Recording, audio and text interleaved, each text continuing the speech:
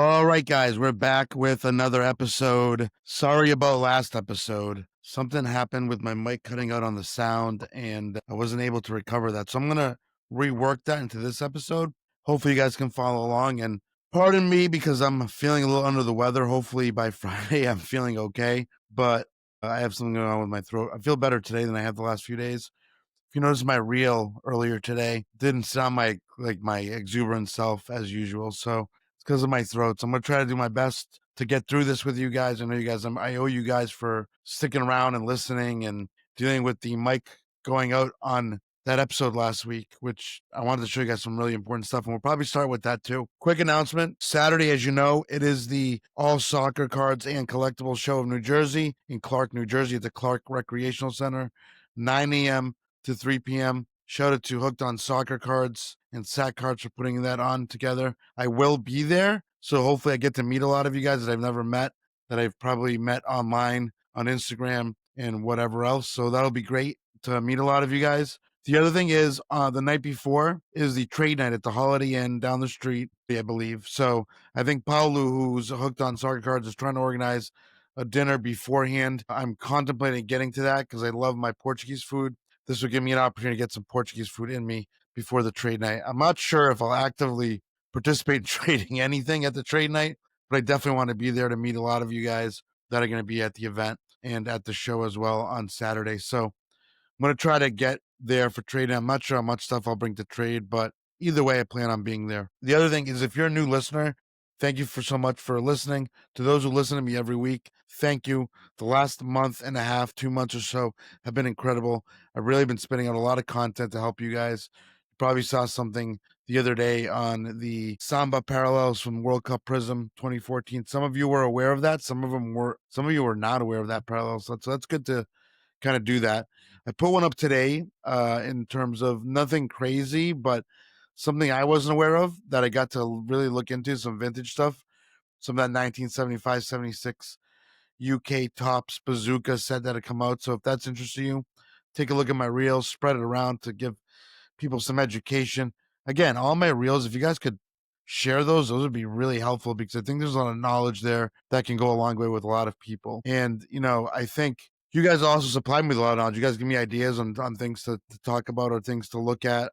So continue to do that, and I'll continue to put stuff out in terms of what you guys are looking for or information you're looking for. So again, on Instagram, you can follow me at Special One Cards, Special ONE Cards. A few updates. The website should be back up soon. The Ultimate 90 website, I would say in the next month or so. I'm really working hard on that right now to get that kind of up and going. And that'll be kind of a mixture, some other content that won't be showing up on the Instagram, but it'll also be on there. I want it to be kind of a place where you guys can go and look for information on soccer cards. My voice is going already. This is terrible. So I'm going to try to push through this as much as I can, as best as I can. I owe you guys that. Keep checking my mic to make sure it's still running. So the other thing is, for the show on Saturday, I'm going to do a giveaway. You have to come to my table and review, share, subscribe to my podcast. You have to show me that you've done those things. And I'm going to enter into the giveaway. It's going to be a pretty good giveaway too. So hope to see a lot of you guys there for that as well. Other part on the book, still waiting on some legal stuff on that. I appreciate all your patience on this. So hopefully something comes up soon. The wait will be well worth it. I can guarantee that. But let's get into this. Last week, on my podcast I recorded without the sound, I brought up some information in regards to R9 versus the CR7 market and what we're looking at and why I see there's an opportunity. And some of you may have already caught on to this because there's a PSA, I think 6 on Fanatics Select that I wanted to try to put an offer in, but that number's since gone up. So now that's kind of, I don't want to say out of my price range, but I kind of don't want to go in at that number. But anyways, let's take a look just so you guys get an idea of what I'm talking about. And we'll go into that, and then we'll go into the car ladder index to take a look at what the soccer index is doing. But let's start with CR7. I think that's where we should start so you guys get a good look at what we're looking at here. Let me just see here. All right, here's CR7. You guys can see my screen here. Total population is 488. That's not right. That looks like it's probably date provided by GemRate. That can't be right. It's got to be 241. GemRate, I think, this is populating correct. Maybe I got to reach out to Carladder and let them know. But PSA population is 241. 488 includes BGS as well. But we'll only look at the PSA numbers for this kind of exercise. PSA, 241 total pop. PSA 10s, 23 of them exist. 109,000 valuation card ladder gives. PSA 9s, there's 23. And $21,000 is the number on that, approaching 22K right now. I'm going to ignore the other grades here because this is what I want to focus on are these two right here, the 10s and the 9s and the total pop. 241 total pop, PSA, Ronaldo. We'll see if you guys remember that. PSA 9s, let's look at we're going to focus on this. PSA 9s, 23 in existence, $21,000 on that. So why am I bringing this up? You're probably asking yourself, what in the world is he talking about? So what I'm going to do is I'm going to show you guys now the cards because those are important too. Here we are, R9. 252 total PSA, so it's very similar to Ronaldo's CR7's numbers. PSA 10s are 7, no sales history whatsoever. Somebody's got these and they're holding on to them and they're not letting go because they see what I see. PSA 9s, 13 of them, $6,250. Now, you may recall there were 23 PSA 9s for CR7 and the valuation was about $21,000. PSA 9 in R9s, the valuation is about $6,250 and there's 13 of them. So there's 10 less. The dollar difference is about $15,000 difference. It's about 73% difference. R9 sticker is 73% cheaper than buying a CR7. You guys see what I'm seeing here? There's an obvious opportunity here. And that probably goes across all the grades, really, when you think about it. Although this multiplier is really crazy. You got R9, who's won a World Cup, Ballon D'Or, won a lot. Remarkable player, one of the best ever, probably the best striker ever, in my opinion. And his sticker rookie is 73% cheaper than Ronaldo's, than CR7. Make it make sense to me right now. Again, these are going to be tough if you buy them raw. Always not advisable, given that they essentially are going to be really tough to grade because they've been in whatever condition for a long time. Maybe they weren't top loaded. Maybe they were just thrown in a box or whatever the case may be. So that's the issue here. If you buy raw, you take a very big chance. I think I saw one on eBay for $700 or $800. So that's kind of a risky move to take a chance on a card like that, specifically with a sticker like this, an old sticker. Stickers are really hard to grade. When you buy that $800, $700 sticker, you're banking on a 6 and you're hoping you get the $950 value. So don't recommend that either. I do recommend, though, if you have the budget to go out and find a 9 or an 8, I think it's worth it. I think this is a card, a sticker that will generally, as the World Cup approaches, people may be looking for this. We start talking about past World Cup heroes. R9 certainly is one of those guys. 98, he was the Golden Ball winner, I believe so. Even though he lost in the finals, there's a whole story behind that. If you guys don't know the story behind that, maybe I'll do an episode on that. But there's a story behind that 98 World Cup final versus France where Brazil lost. In 02, they came back and won it, obviously. So he's got a World Cup. Ronaldo, CR7, does not have a World Cup, yet his sticker is 74% more expensive than R9. So I don't know what to tell you guys here. I think this is an obvious opportunity to take advantage of. Not sure what's going on here, but this is obviously, there's a disparity here in the valuation of this.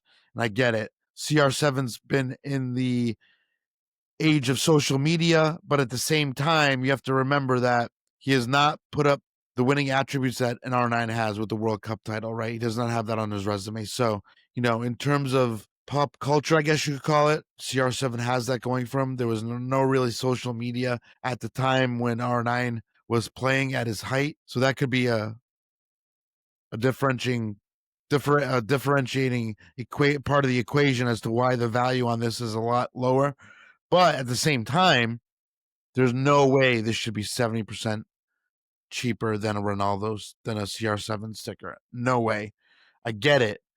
If CR7's part of this age, maybe this is a PSA 9, maybe is 10 or 15K, right? For an R9. I think so. I mean, no question. I don't think, I mean, 20% difference I can see. I just don't see it on this difference here. Really don't. So that's my perspective on this. Now, while we're in card ladder, I want to jump into the indexes again. I think we need to review those. I think we missed that on the episode last week. I keep looking at my mic to make sure it's still working. Let's look at the index for soccer again. I think it's going to be important for us to continuously look at this to see where we're at. And 1 month change soccer. Let me just update this page and make sure it's updated correctly. Here's 1 week, so we're getting a little more stable. WNBA is out of soccer now 1 week, but we don't care about that. Soccer 72% increase in the last month change the index. And for those that don't know, and I know I've gone over this a few times with some of you guys, but if you guys have never seen this before, you can see what the cards that are part of the index include. You have the Messi 71 Beast, number 71, 1.55 million. It sold for recently, I believe. Last sold 1.5 million. There it is. What else is on here? My voice is shot. Here's a Ronaldo, the Ronaldo BGS 95 card 169. His first World Cup card is on this index. A lot of Messi, a lot of Ronaldo in here. Mbappe World Cup sticker rookie, up to about 102. That hasn't really changed much, I don't think, in a few years. Kind of held steady there.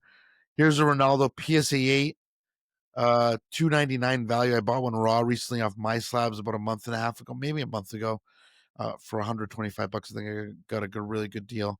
Here's a Messi PSA 9 World Cup valuation there. I want to see what the raw on this value is these days. The raw is about 477, so it's gone up quite a bit. Kind of wild. These things continue to move up. They continue to do what they got to do. The Kylian Mbappe sticker is on here, the rookie too. A lot of people consider this a true rookie. I can agree with that, although it is his rookie sticker, not his rookie card, as we say. There's a different and I keep harking on this because I do like stickers too, but there's rookie sticker and rookie card. The RC is for rookie card. That's why it's abbreviated that way, rookie card. Rookie sticker RS, right? So you got a lot of Ronaldo, Lamine Yamal's on here. The Mega Cracks has calmed down a little bit more now. The 108 Beast. PSA 9 is still $1,325. I don't get that. The 2018 Prizm stuff is starting to move up a little bit. I think I saw these Ronaldos for in the $30 to $40 range about a month and a half ago, and now they're creeping up. I think what's happening is people, once they couldn't afford 2014, they started to move into the 2018 World Cup Prizm. Again, this stuff is only printed every 4 years, so there isn't a value there of a release that only comes out every 4 years, so it's very crucial. Here's a Pulisic rookie, a Kaboom rookie, I guess you could call it, 2018. 2160 is a Marcus Rashford that sold a Prizm. So you get it, right? Lamine Yamal, here's a Donruss. This is the F299.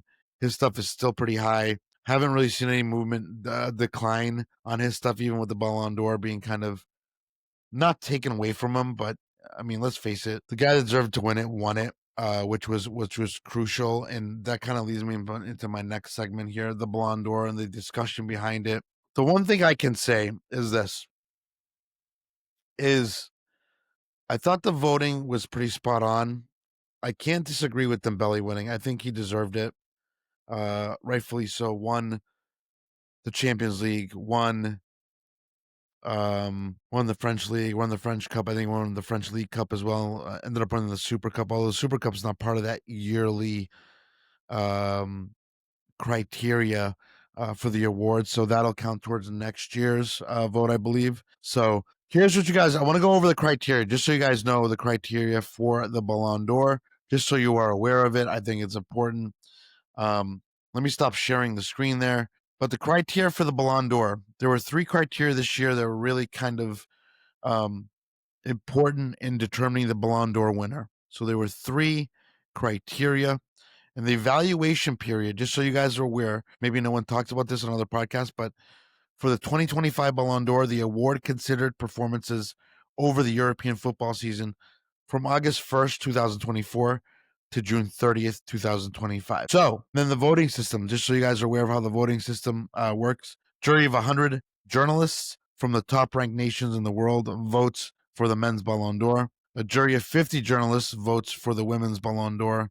and the Copa Trophy. Best young player is voted on by living Ballon d'Or winners. So the guys that have won it, they vote for that award. All right, so the criteria: individual performance, team performance and achievements, class and fair play. I want to go over each unique representation. Individual performance focuses on a player's decisive and impressive character, including statistics like goals and assists, their influence on the game, and consistency throughout the season. Second criteria: team performance and achievements considers the collective successes, such as league titles, national cups, and the player's role in those successes. Lastly, class and fair play. The jury assesses a footballer's on-field and off-field conduct, including sportsmanship and charitable actions. So I don't think anybody is going to argue with the way this ended up with Dembele winning. Like I said before, I think rightfully so, he won the award. The second place leads a little bit to, I guess, dispute, right? When you think about it. Now, I saw a few folks online yesterday kind of mad or upset about Lamine Yamal coming in second or whatever the case may be. I think if I was the guy that would have been upset yesterday, either way, you're the first loser when you come in second.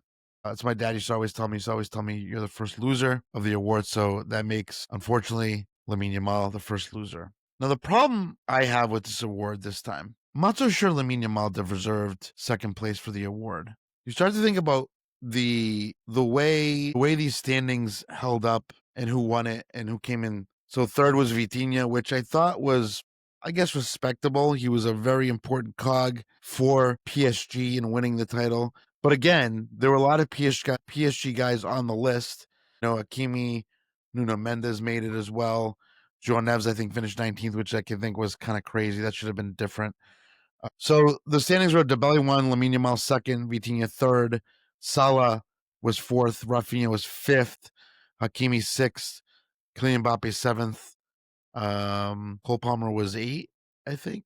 And then you start to think 9th was Donnarumma and 10th was Nuno Mendes. So PSG had, let's see here, Mendes, Donnarumma, Hakimi, Vitinha, and Dembele. They had 5 players in the top 10, which I get, but I think maybe they need to put in kind of a stipulation that only one team can only represent, or maybe 2 players can represent each team for the list, or what teams need to do is nominate the players and then make journalists vote. I don't know. I don't know the answer to this, but I feel terrible for Rafinha.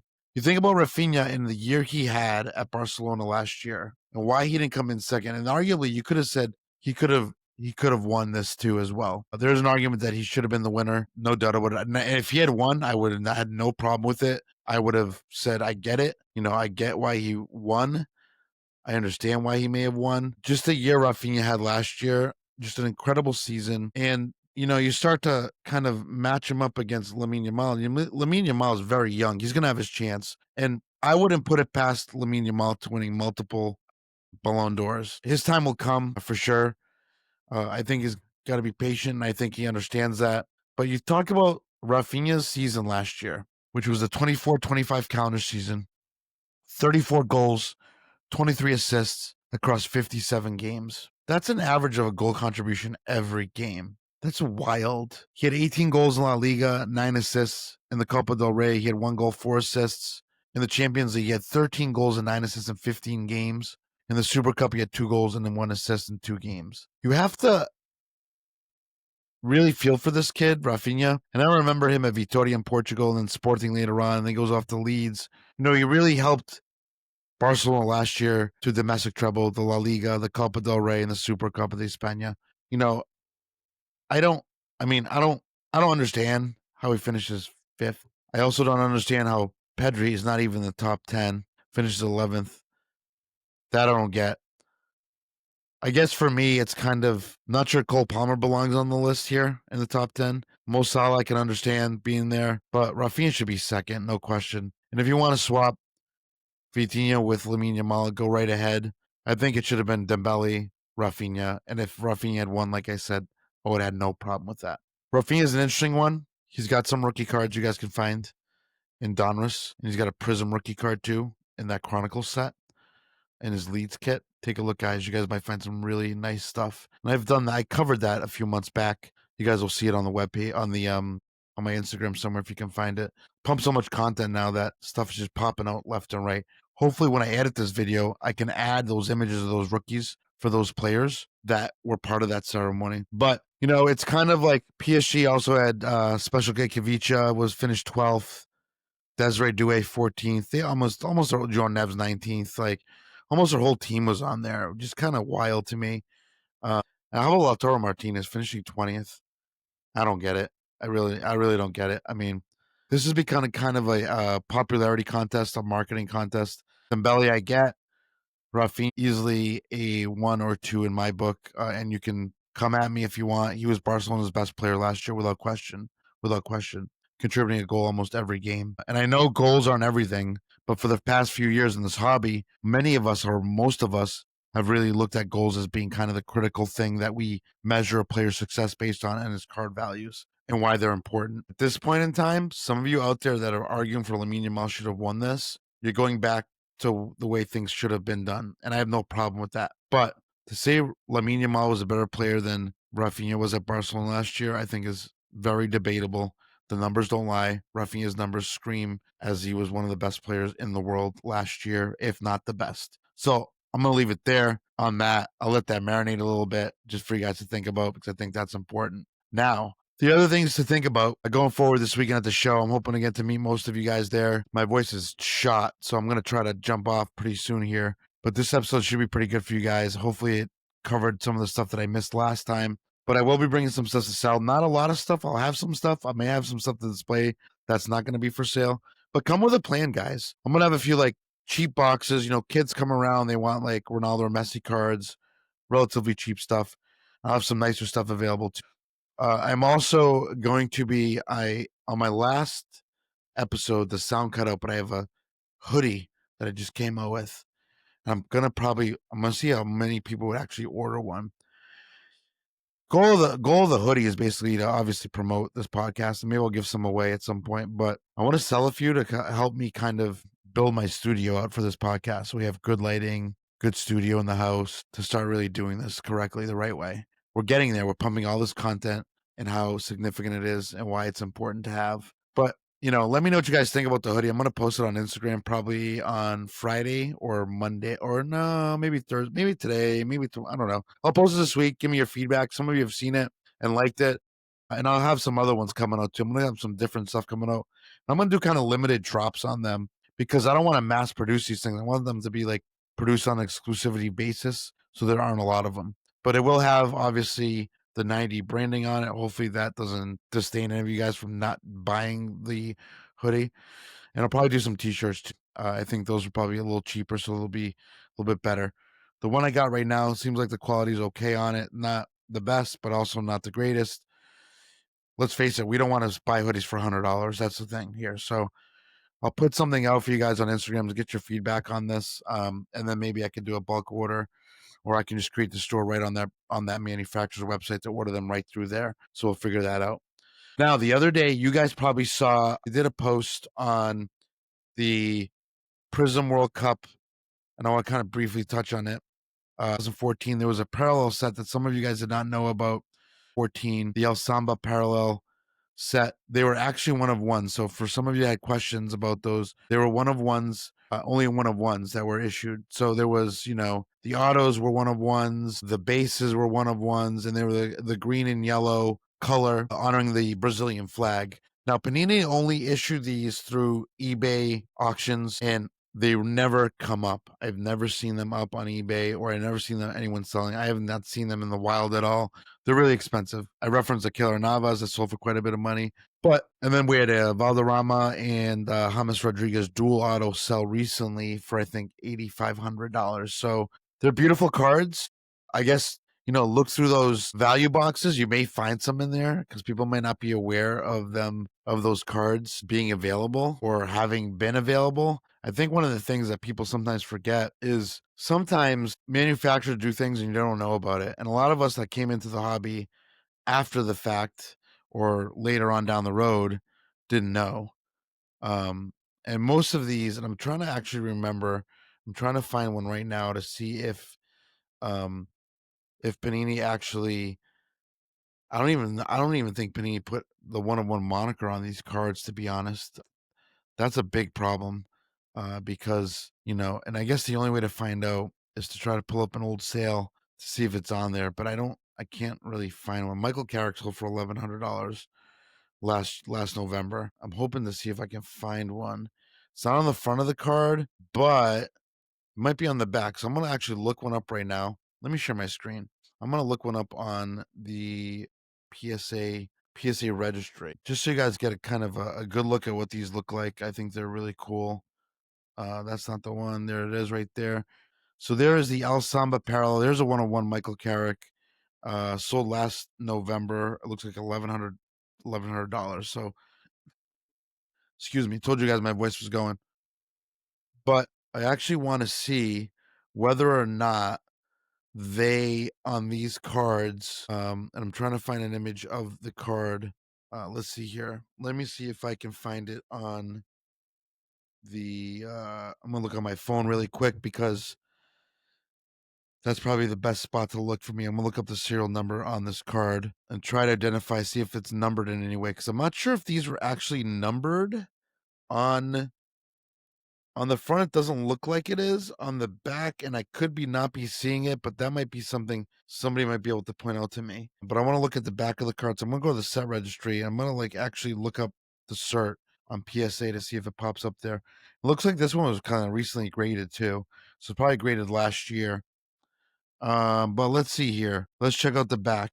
And I'm not going to be able to show it on here, but let me see here. Yeah, there's no 1 of 1. Oh, there is. It's right on the bottom of the card. On the back of these cards, and I wish I could show it to you guys on here, but for some reason, I want to see if I can, let me see if I can do this. If I can do a share versus, can't do that.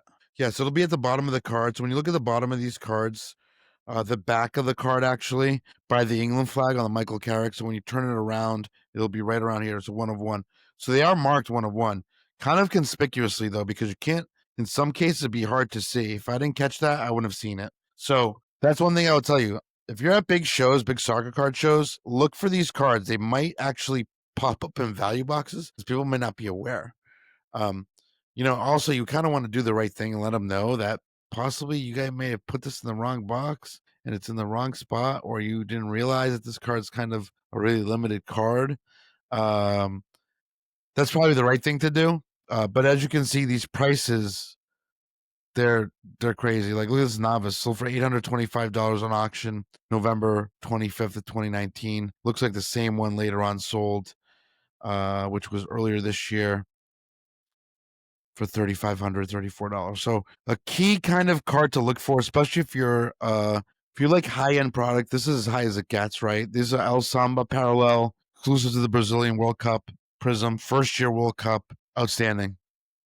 The Pele, if you guys have never seen the Pele from this set, wild card. Just a beautiful card. It might be the best Pele card ever, auto, if you start to think about it. And let me see if I can share my screen so you guys can see what it looks like. Here we are. So I'm going to show you the card as well.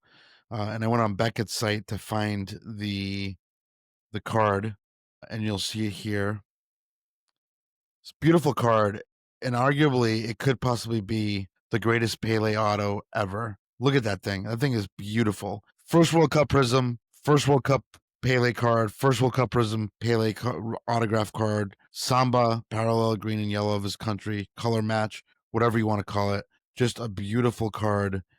And then you also have the Kobe fans of the game card, which let's see, that actually might be on the screen too. No, it's not. I wish it was so I could show you guys that. I actually posted out my reel, so if you haven't watched the reel yet, go check it out. But this stuff is all interesting. So if you have any of those, let me know. I'd be curious to find out if anybody has any of those cards. I would love to see one. If you're going to the show this weekend, bring it with you. If you can, I would love to see those cards in hand. I've never seen one or had one in my hands to look at. I'd be really curious to look at it. But anyways, guys, my voice is shot. Hopefully it's better by the weekend. Hopefully it's better by Thursday, because I have another episode coming out Thursday. A little more structure, a little more depth. I think that's what's going to happen. We'll probably do more structured episodes on Thursdays versus the beginning of the week. Hopefully I have a guest this week as well for Thursday. Yeah, I'm looking for that. I'm looking for that special guest this week. Hopefully, we were supposed to have him on last week, and we just didn't connect on the times, unfortunately, because I was traveling on Friday. I went up to my alumni weekend. You'll see I bought a hoodie up there. With college in upstate New York, Oneonta, New York. I bought the lacrosse hoodie. A big supporter of that team. I had some friends that played for that team while I was there. They used to be a D1 program. For those that don't know, they used to be a Division One men's program. They had since gotten rid of that, I don't know, 10, 12 years ago, which was really sad. They won a national title in the 70s. Very storied team. They had a few players play on the national team. Mike Burns, most notable one, the USA international that played for the 94. He is on, I think he is with the MLS now. He is with, I want to say, the franchise out in Kansas City. I think he's a GM there. So yeah, Mike Burns, he was an alumni at my school. I know his brother really well, Kevin Burns. But significant history for that team. Just sad to see that the D1 soccer was gone. And I'm not reflecting on that now. I just remember going up to these alumni weekends many years ago. I hadn't been up there in a long time and going to the soccer games, which were fantastic. I even got to, while I was at school there, Brazil played. I can't remember who they played, but Brazil. I got to see Marta live there, and I was an announcer at that game. My job in college was with the sports information office. That was my work study. I was an announcer and did stats for games for the football team, field hockey, lacrosse, men's soccer as well. So that was a fun time in my life, and it was fun to go up there and see some familiar faces again this alumni weekend. I hadn't been up there in a while, so that was exciting. But I'm gonna get going, guys. Make sure you follow me on Instagram. Make sure you subscribe, review, like, share my podcast. It really helps me out. You guys have been great thus far. Also, on Saturday, I will do a giveaway, but you need to come and show me that you've liked, subscribed, reviewed, and shared my podcast. So there's the four things, four criteria. You probably can do them right in front of me while you're there. That would be great. Then I can enter you into the drawing. Don't know how I'm going to do the drawing yet, but I'm going to do it somehow. Maybe I'll draw it after the show's over or towards the end of the show. But you will not have to be present to win. If you do win, I will mail it out to you. But until Saturday, guys, or until Friday night when I get to the trade night, hopefully, we'll see you guys there. Again, Saturday, September 27th, Clark, New Jersey, the Clark Recreational Hall, the All Soccer Cards and Collectibles Show of New Jersey, 9 a.m. to 3 p.m., free admission, be there. And then the trade night is the night before at the Holiday Inn in Clark, New Jersey as well, down the street. Begins at 8:30, I believe, or 8 o'clock, one of those two times. But we'll see you guys there. If you're going, hit me up on Instant Messenger. Wow, I'm dating myself.